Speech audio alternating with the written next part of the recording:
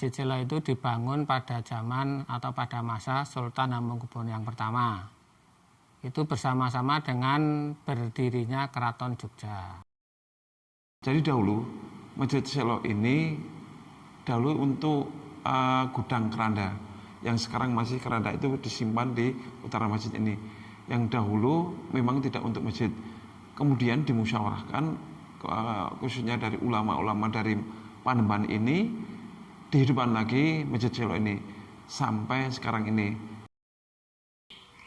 Bangunan yang tengah ini asli, bentuknya masih asli. Kemudian di samping depan, kanan dan kiri ini adalah berupa kolam yang berisi air.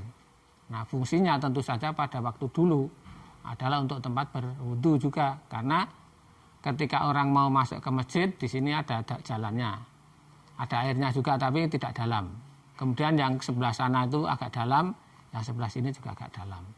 Jadi baru tahun 65 dipergunakan untuk masjid dan warga itu memohon kepada keraton, intinya mohon izin untuk menggunakan bangunan ini.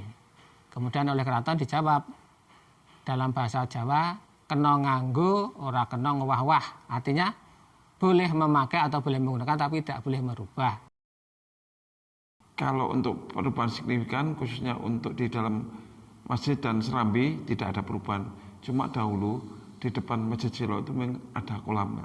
Sisi kiri, sisi kanan itu dulu kolam.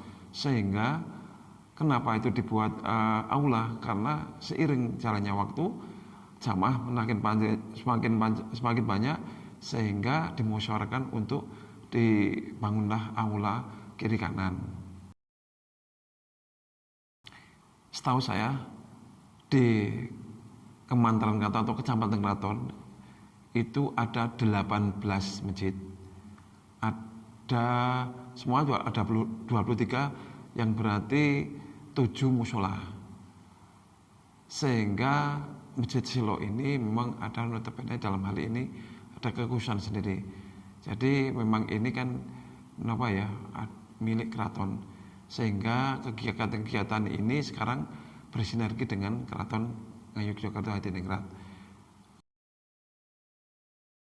Cagar budaya sebenarnya kira-kira ya mungkin 15 tahunan Pak. Di manage dalam arti manage yang kita laporan ke Dinas Budaya. Mungkin kalau itu salah mungkin maaf, karena kalau sejarah ini kan sangat, kalau flashback hampir 350 tahun, 700 sakaya, sehingga kami tidak begitu hafal ya, insya Allah. Tapi yang jelas sekarang sudah menjadi cagar budaya yang bersinergi dengan Keraton Ngayogyakarta.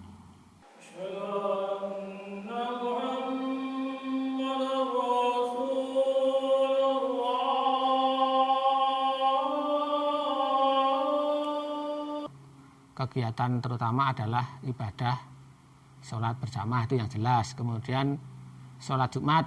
Nah, kalau dahulu sebelum masjid ini digunakan, orang yang dari Panembahan ini kalau sholat Jumat ke Kauman. Sana kan ada masjid besar, Kauman ke sana. Sini belum. Kemudian setelah mulai digunakan untuk sholat ibadah 5 waktu, kemudian juga dipergunakan untuk sholat Jumat.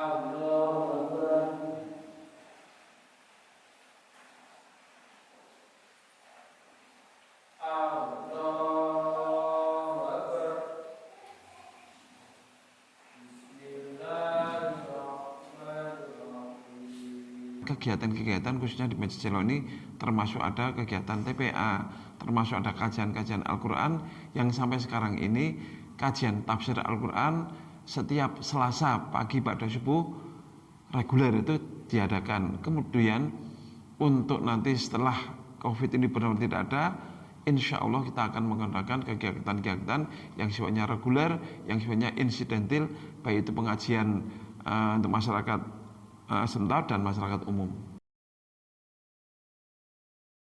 Pengajian tafsir Al-Quran itu setiap Selasa pagi setelah subuh, jadi 1 minggu 1 kali. Itu setelah subuh, itu tiap Selasa. Itu habis subuh, tafsir Al-Quran itu mungkin sudah berjalan sebetulnya sekitar 5 tahun, tapi karena hampir pandemi itu mungkin 2 tahun atau berapa itu ya, libur itu.